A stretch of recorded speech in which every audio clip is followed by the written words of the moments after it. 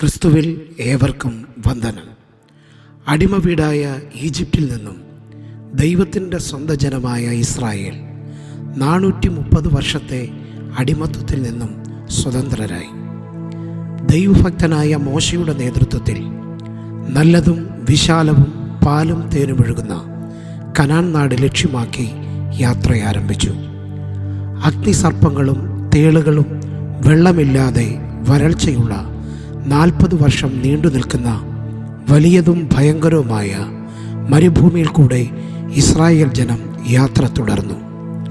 പിതാക്കന്മാരുടെ ദൈവം അവരെ അത്ഭുതങ്ങളിലൂടെ വഴി നടത്തി.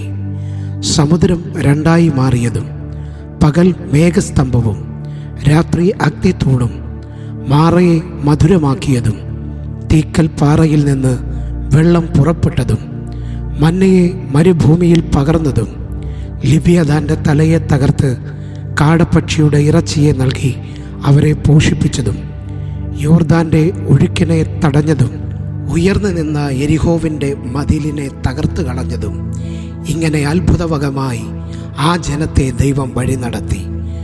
മോശയുടെ പിൻഗാമിയായ യോശുവയുടെ നേതൃത്വത്തിൽ കനാൻ നാട് പിടിച്ചടക്കി. അവിടെ അവർ വാസമുറപ്പിച്ചു. കുറേ ജനതകളെ പുറത്താക്കി. കുറച്ചുപേർ ഇസ്രായേലിയുടെ ഇടയിൽ തന്നെ വസിച്ചു. തലമുറകൾ മാറി മാറി വന്നു. പുതിയ തലമുറകൾക്ക് കർത്താവുമായുള്ള ഉടമ്പടിയും അവിടുന്ന് തങ്ങളുടെ പിതാക്കന്മാർക്ക് ചെയ്ത കാര്യങ്ങളുമെല്ലാം വെറുമൊരു ചരിത്രം മാത്രമായിരുന്നു.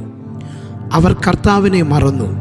അവരുടെ ഇടയിൽ വസിച്ചിരുന്ന കനാന്യരുടെ ദേവീദേവന്മാരെ അവർ ആരാധിച്ചു. ഇസ്രായേൽ ജനത്തിൻ്റെ മേൽ തിന്മ വർദ്ധിച്ചപ്പോൾ കർത്താവ് മറ്റ് ജാതികളെ ഇസ്രായേലിൻ്റെ മേൽ പ്രബലരാക്കി. അവർ ഇസ്രായേലിനെ അമർച്ച ചെയ്തു. അടിമത്വത്തിലും ദാരിദ്ര്യത്തിലും വലഞ്ഞ ജനം കർത്താവിനെ വിളിച്ചപേക്ഷിച്ചു. അവിടുന്ന് മനസ്സലിഞ്ഞ് അവരെ രക്ഷിക്കുവാൻ കാലാകാലങ്ങളിൽ ചിലരെ ഉയർത്തി. അവരാണ് ന്യായാധിപന്മാർ. യോശുവയുടെ മരണശേഷം ഇസ്രായേൽ ജനതയുടെ ആദ്യത്തെ രാജാവായിരുന്ന ശൗലിനു മുമ്പ് ഇസ്രായേലിനെ ഭാഗ്യശക്തികളിൽ നിന്നും രക്ഷിക്കുവാൻ ദൈവം കാലാകാലങ്ങളിൽ നിയോഗിച്ചാക്കിയവരായിരുന്നു ന്യായാധിപന്മാർ. BC 12-ാം നൂറ്റാണ്ടിൻ്റെ ആരംഭം മുതൽ 11-ാം നൂറ്റാണ്ടിൻ്റെ അവസാനം വരെയാണ് ന്യായാധിപന്മാരുടെ പ്രവർത്തന കാലഘട്ടം. ഒരു ദെബോരയെയും ബാരാക്കിനെയും യായേലിനെയും സർവശക്തനായ ദൈവം ഉപയോഗിച്ചതിലൂടെ 40 സംവത്സരം നീണ്ടു നിൽക്കുന്ന വലിയ സ്വസ്ഥതയാണ് ഇസ്രായേൽ ജനതയ്ക്ക് അന്നുണ്ടായത്. അതിനുശേഷം ഇസ്രായേൽ ജനം യഹോവയ്ക്ക് അനിഷ്ടമായത് ചെയ്തു. 7 സംവത്സരം മിദ്യാന്യർ ഇസ്രായേലിനെ അടിമകളാക്കി. മിദ്യാന്യരെ ഭയന്ന് ഇസ്രായേൽ ജനം പർവ്വതങ്ങളിലെ ഗുഹരങ്ങളിലേക്കും ഗുഹകളിലേക്കും ദുർഗങ്ങളിലും ഓടിപ്പോയി. അവരുടെ വിളവിനെ മിദ്യാന്യരും അമാലേക്കരും കിഴക്കേ ദേശക്കാരും നശിപ്പിച്ചു കളഞ്ഞു. ഇസ്രായേലിയർക്ക് ആഹാരമോ ആടോ മാടോ കഴുതയോ ഇവയെല്ലാം നഷ്ടപ്പെട്ട ഒരു കാലഘട്ടം. മിദ്യാന്യരാൽ ഇസ്രായേലിയർ ഏറ്റവും ക്ഷയിച്ചുപോയ നാളുകളിൽ 12 ന്യായാധിപന്മാരിൽ ഒരാളും ഇസ്രായേലിനെ മിദ്യാന്യരുടെ കയ്യിൽ നിന്ന് രക്ഷിച്ച ശക്തനും ധീരനുമായ നേതാവായിരുന്നു ഗിദെയോൻ. അബിയേസർ വംശജരുടെ ഓഫ്രയിലെ മിദ്യാന്യ പുരോഹിതന്മാരുടെ ഒരു പ്രഭാത ചർച്ച. വെട്ടുകാരൻ എന്നർത്ഥം വരുന്ന ധീരനും ശക്തനുമായ പരാക്രമശാലിയായ ഗിദെയോന്റെ ചരിത്രത്തെ ഒരു ദൃശ്യ ആവിഷ്കാരത്തിലൂടെ യുണൈറ്റഡ് പെന്തക്കോസ്തൽ ചർച്ചിൻ്റെ യുവ പ്രതിഭകൾ നിങ്ങൾക്കായി ഒരുക്കുന്നു. പരാക്രമശാലിയായ ഗിദെയോൻ.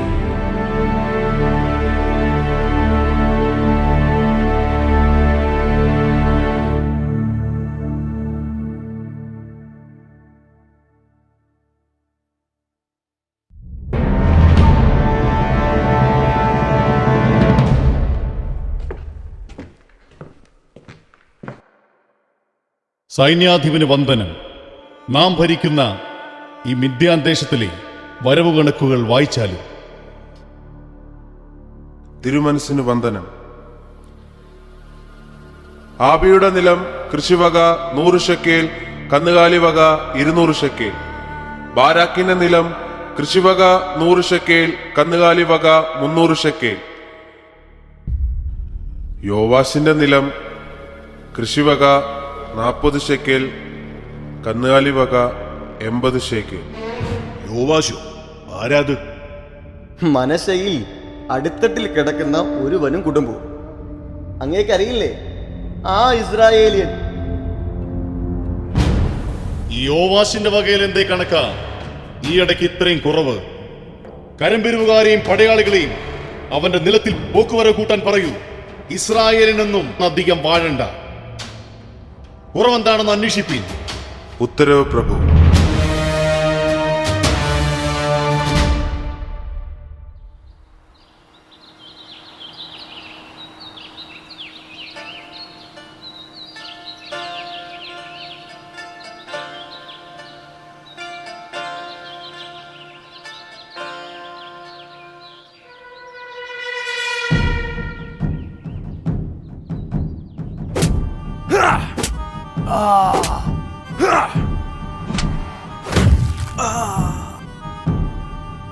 യജമാനനെ, ഇതെങ്കിലും അടി ഞങ്ങൾക്ക് തരയണമേ. അടികളുടെ പിള്ളകൾ പട്ടിണിയാണ്. മിണ്ടരുത്. നീയൊന്നും ഭക്ഷിക്കണ്ട. അടിമകൾ അരവയർ നിറയ്ക്കുന്നതേ ആഡംബരമാ.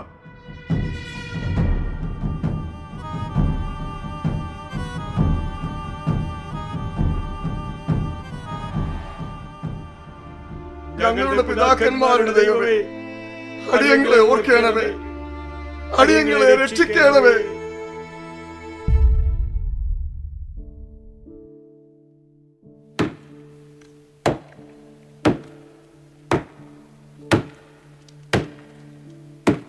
അപ്പാ, വിശപ്പായി.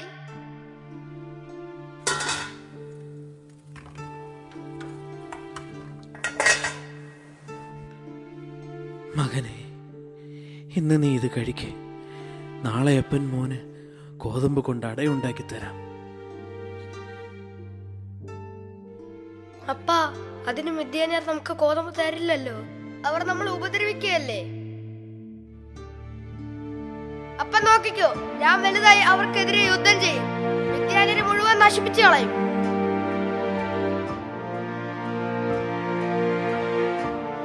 മകനെ, പ്രതികാരം യഹോവയ്ക്കുള്ളതാകുന്നു. നീ ആകാശത്തിലേക്ക് കണ്ണുകൾ ഉയർത്തി അപേക്ഷിക്കുക. നിനക്ക് വേണ്ടത് യഹോവയായ ദൈവം തരും. യഹോവ നമുക്കായി യുദ്ധം ചെയ്യും. യഹോവ നമുക്ക് യോദ്ധാവിനെ ഒരുക്കും.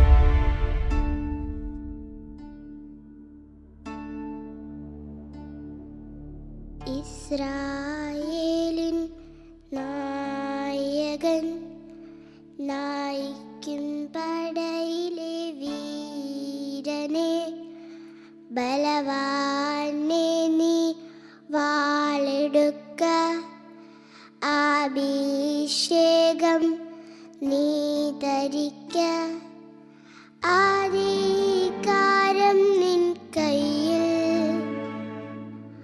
1000 സേന അഭിഷേകധാരിണി, 10,000 ശത്രുവിൽ, ഒറ്റയാൽ പോരാളി നീ.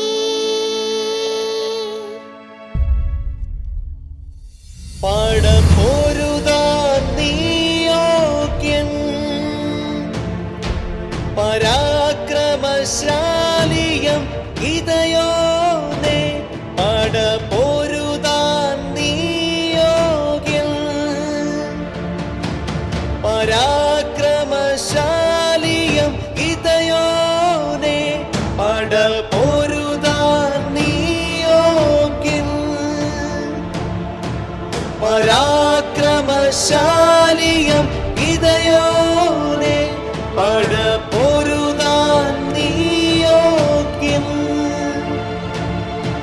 പരാക്രമശാലിയം ഗിദെയോനേ. പരാക്രമശാലിയെ, നിനക്ക് വന്ദനം. യഹോവ നിന്നോട് കൂടെയുണ്ട്. അയ്യോ യജമാനെ, യഹോവ നമ്മോട് കൂടെയുണ്ടെങ്കിൽ നമുക്കിങ്ങനെ ഭവിക്കുന്നത് എന്ത്?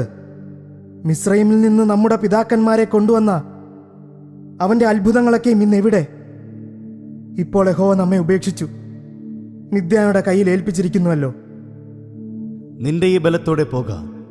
നീ ഇസ്രായേലിനെ മിദ്യാനരുടെ കയ്യിൽ നിന്നും രക്ഷിക്കും. ഞാനല്ലയോ നിന്നെ അയക്കുന്നത്? അയ്യോ കർത്താവേ, ഞാൻ ഇസ്രായേലിനെ എങ്ങനെ രക്ഷിക്കും? മനശ്ശെയിൽ എൻ്റെ കുലം എളിയതും എൻ്റെ കുടുംബത്തിൽ വെച്ച് ഞാൻ ചെറിയവനുമല്ലോ. ഞാൻ നിന്നോട് കൂടെയിരിക്കും. നീ മിദ്യാനരെ ഒരൊറ്റ മനുഷ്യനെ പോലെ തോൽപ്പിക്കും. നിനക്ക് കൃപയുണ്ടെങ്കിൽ എന്നോട് സംസാരിക്കുന്നത് നീ തന്നെ എന്നതിനൊരു അടയാളം കാണിച്ചു തരണമേ. ഞാൻ പോയി എൻ്റെ വഴിപാട് കൊണ്ടുവന്ന് നിന്റെ മുമ്പാകെ വെക്കുവോളം ഇവിടെ നിന്ന് പോകരുതേ. പോയി വരൂ.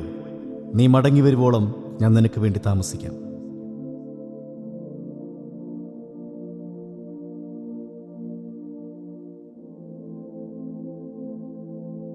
മാംസവും പുളിപ്പില്ലാത്ത വടകളും എടുത്ത് ഈ പാറമേൽ വെച്ച് ചാറ് അതിന്മേലൊഴിക്കുക.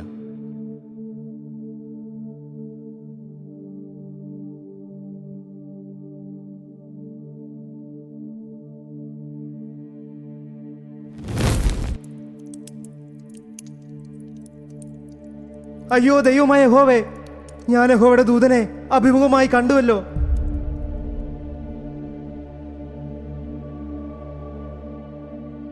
നിനക്ക് സമാധാനം. ഭയപ്പെടേണ്ട, നീ മരിക്കയില്ല.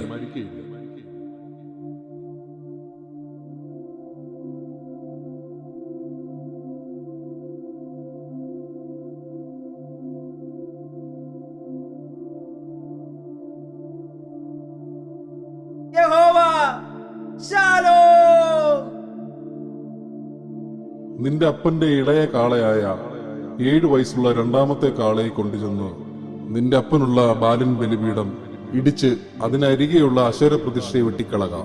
ഈ ദുർഗത്തിന്റെ മുകളിൽ നിന്റെ ദൈവമായ യഹോവയ്ക്ക് നിയമപ്രകാരം ഒരു യാഗപീഠം പണിത് ആ രണ്ടാമത്തെ കാളയെ എടുത്ത് നീ വെട്ടിക്കളയുന്ന അശേര പ്രതിഷ്ഠയുടെ വിറക് കൊണ്ട് ഹോമയാഗം കഴിക്കുക.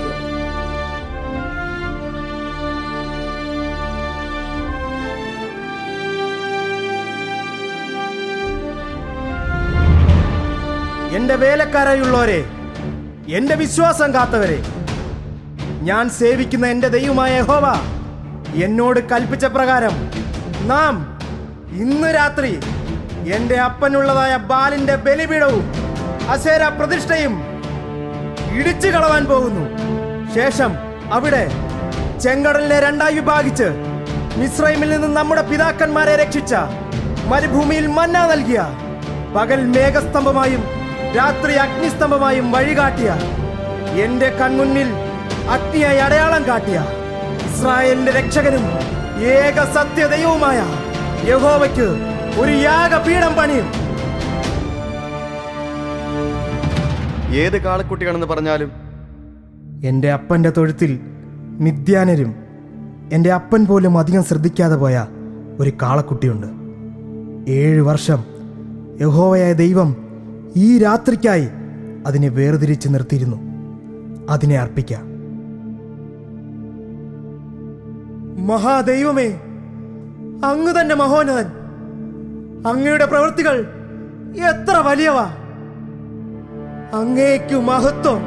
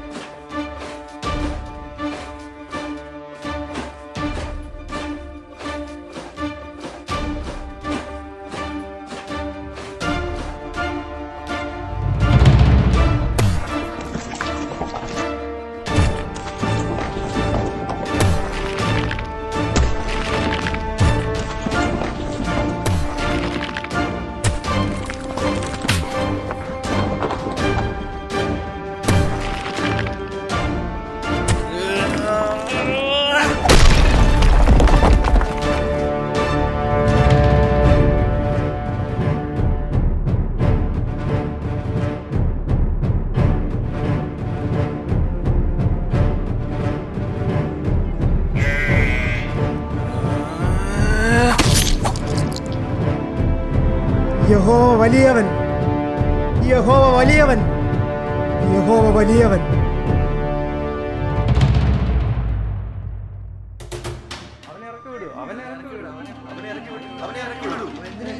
അവനാ ഇത് ചെയ്തത്. അവനാണ് ബാലിന്റെ പ്രതിഷ്ഠ നശിപ്പിച്ചത്. അവനെ ഇറക്കി വിടൂ. ശരിയാണ്. എന്താണ് ഇവിടെ സംസാരം? എന്താ ഇത്ര കൂട്ടം?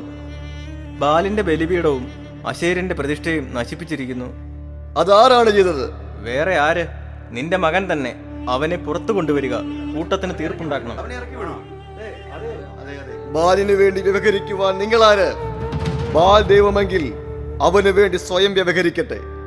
അവന് വേണ്ടി വ്യവഹരിക്കുന്നവൻ ഇന്ന് രാവിലെ തന്നെ മരിക്കണം.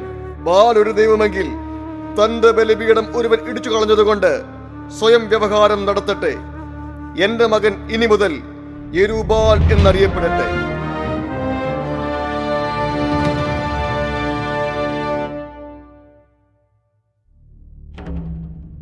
വേലക്കാരായുള്ളവരെ, മിദ്യാനരും അമാലേക്കരും കിഴക്കൻ ദേശക്കാരും ഒന്നിച്ച് നമുക്കെതിരെ യുദ്ധത്തിന് തയ്യാറായി പാളയമിറങ്ങിയിരിക്കുന്നു. എന്റെ സഹോദര കുലങ്ങളായ ആശേറിലും സെബുലൂണിലും നഫ്താലിയിലും എന്റെ കുലമായ മനശ്ശയിലും ഈ വാർത്ത അറിയിപ്പിൻ.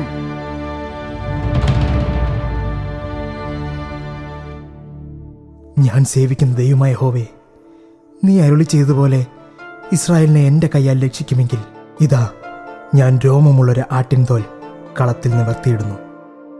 മഞ്ഞ് തോൽമേൽ മാത്രം ഇരിക്കുകയും നിലമുണങ്ങിയിരിക്കുകയും ചെയ്താൽ ഇത് നീ തന്നെയാണെന്ന് വിശ്വസിക്കും.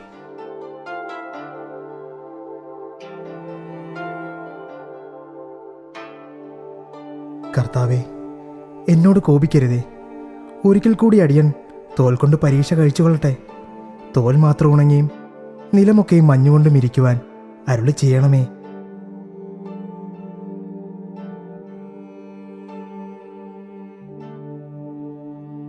നിന്നോട് കൂടെയുള്ള ജനം അധികമാകുന്നു. എന്റെ കൈ എന്നെ രക്ഷിച്ചു എന്ന് ഇസ്രായേൽ എന്റെ നേരെ വമ്പ് പറയാതിരിക്കേണ്ടതിന് ഞാൻ മിദ്യാനരെ ഇവരുടെ കയ്യിൽ ഏൽപ്പിക്കുകയില്ല.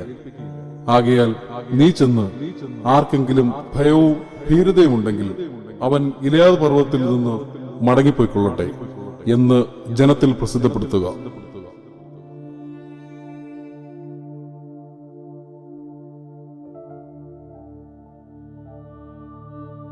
ജനം ഇനിയും അധികമാകുന്നു. അവരെ വെള്ളത്തിലേക്ക് കൊണ്ടുപോകുക. അവിടെ വെച്ച് ഞാൻ അവരെ പരിശോധിച്ചു തരാം. ഇവൻ നിന്നോടുകൂടെ പോരട്ടെ എന്ന് ഞാൻ കൽപ്പിക്കുന്നവൻ പോരട്ടെ, ഇവൻ നിന്നോടുകൂടെ പോരണ്ട എന്ന് കൽപ്പിക്കുന്നവൻ പോരണ്ട.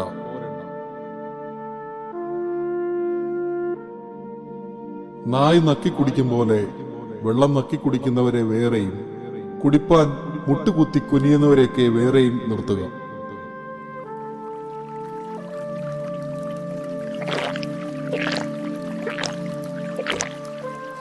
ഈ 300 പേരെ കൊണ്ട് ഞാൻ നിങ്ങളെ രക്ഷിച്ച് മിദ്യാനരെ നിന്റെ കയ്യിൽ ഏൽപ്പിക്കും.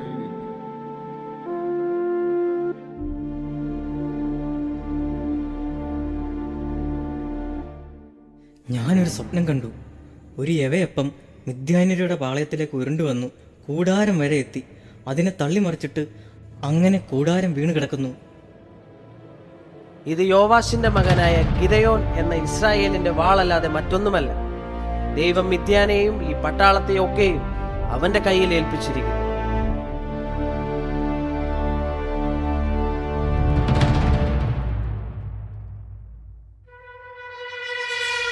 നമുക്കെതിരെ പാളയം ഇറങ്ങുവാൻ തക്കവണ്ണം അവനായോ?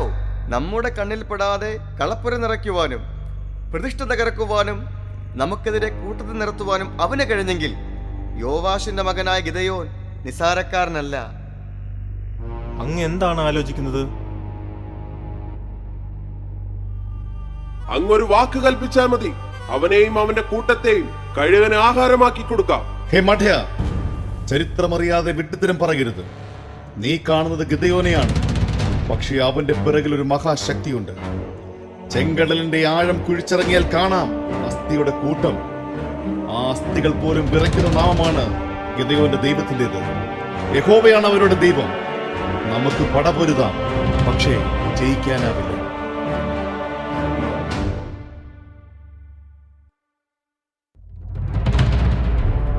എഴുന്നേറ്റ് പാളയത്തിന് നേരെ ഇറങ്ങിച്ചെല്ലുക. ഞാനത് നിന്റെ കയ്യിൽ ഏൽപ്പിച്ചിരിക്കുന്നു. ഞാൻ പാളയത്തിന്റെ അറ്റത്തെത്തുമ്പോൾ ഞാൻ ചെയ്യുന്നത് പോലെ നിങ്ങളും നോക്കി ചെയ്യുവിൻ.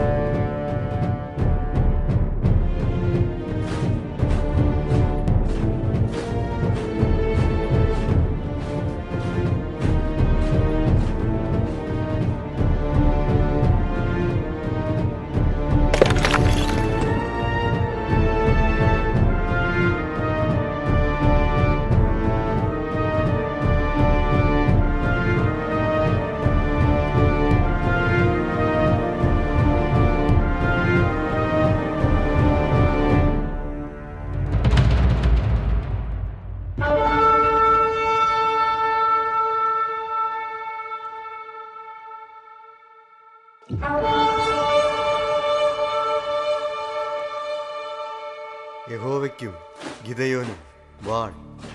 യഹോവയ്ക്കും ഗിദെയോനും വാൾ. യഹോവയ്ക്കും ഗിദെയോനും വാൾ. യഹോവയ്ക്കും ഗിദെയോനും വാൾ. യഹോവയ്ക്കും ഗിദെയോനും വാൾ. യഹോവയ്ക്കും ഗിദെയോനും വാൾ. യഹോവയ്ക്കും ഗിദെയോനും വാൾ.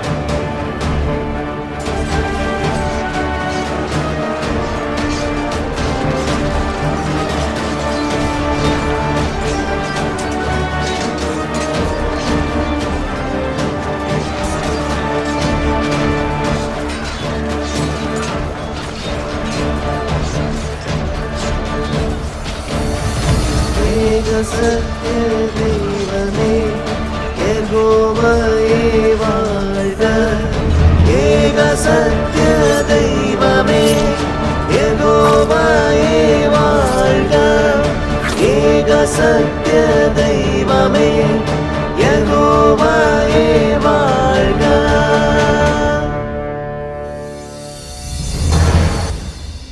അടിയന്റെ കൂടെയുള്ളവർക്ക് ഭക്ഷിപ്പാൻ അപ്പം നൽകിയാലും ഞാൻ മിദ്യാന രാജാക്കന്മാരായ സേബഹിനെയും സൽമുനെയും പിന്തുടരുകയായിരുന്നു. ഞങ്ങളാരാ നിന്റെ സൈന്യത്തിന് അപ്പം നൽകാൻ? സേബഹിനെയും സൽമുനെയും ദൈവം നിന്റെ കയ്യിൽ ഏൽപ്പിച്ചോ? ആകട്ടെ, യഹോവ സേബഹിനെയും സൽമുനെയും എന്റെ കയ്യിൽ ഏൽപ്പിച്ച ശേഷം ഞാൻ നിങ്ങളുടെ മാംസം കാട്ടിലെ മുള്ളുകൊണ്ടും പറക്കാര കൊണ്ടും തല്ലിക്കീറും.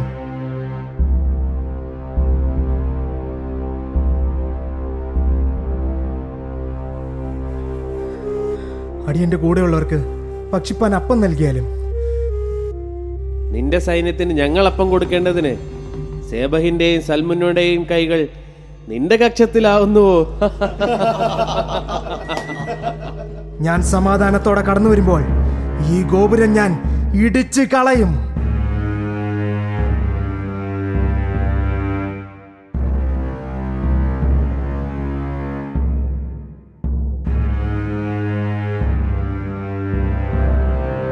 കാട്ടിലെ മുള്ളുകൊണ്ട് തല്ലിക്കീറുമെന്ന് നിന്റെ ദേശത്തിലെ പ്രഭുക്കന്മാർക്ക് ഞാൻ വാക്കുകൊടുത്തിരുന്നു. അവരെ കുറിച്ച് അറിയിക്ക.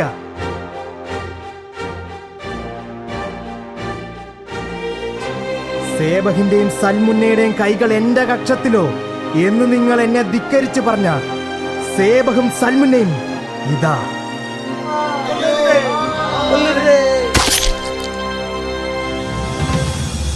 നിങ്ങൾ താബോരിൽ വെച്ച് കൊന്ന പുരുഷന്മാർ എങ്ങനെയുള്ളവരായിരുന്നു? അവർ നിന്നെ പോലെ ഓരോരുത്തൻ രാജകുമാരൻ തുല്യനായിരുന്നു. അവർ എന്റെ സഹോദരന്മാർ, എന്റെ അമ്മയുടെ മക്കൾ. അവരെ നിങ്ങൾ ജീവനോടെ വെച്ചിരുന്നുവെങ്കിൽ യഹോവയാണേ, നിങ്ങളെ ഞാൻ കൊല്ലുകയില്ലായിരുന്നു. ഏതേർ, എഴുന്നേറ്റ് കൊല്ലുക. നീ എഴുന്നേറ്റ് ഞങ്ങളെ വെട്ടുക. യഹോവയ്ക്കും ഗിദെയോനും വാൾ. യഹോവയ്ക്കും ഗിദെയോനും വാൾ. യഹോവയ്ക്കും ഗിദെയോനും വാൾ. നീ ഞങ്ങൾക്ക് രാജാവാകണം. അതെ, നീ ഞങ്ങൾക്ക് രാജാവാകണം. ഇസ്രായേൽ കരഞ്ഞു, യഹോവ കേട്ടു. തീർപ്പുണ്ടാക്കുവാൻ യഹോവ എന്നെ തിരഞ്ഞെടുത്തു. ഞാൻ നിങ്ങൾക്ക് രാജാവാകയില്ല, എന്റെ മകനുമാകയില്ല. എളിയവനായ എന്നെ പരാക്രമശാലിയാക്കിയവൻ, യഥാർത്ഥ സൈന്യാധിപൻ, ഇസ്രായേലിന്റെ രാജാവ്, എന്നും നാം സേവിക്കുന്ന ഏക സത്യദൈവമായ യഹോവ തന്നെ. അവന്റെ നാമം വാഴ്ത്തപ്പെടട്ടെ.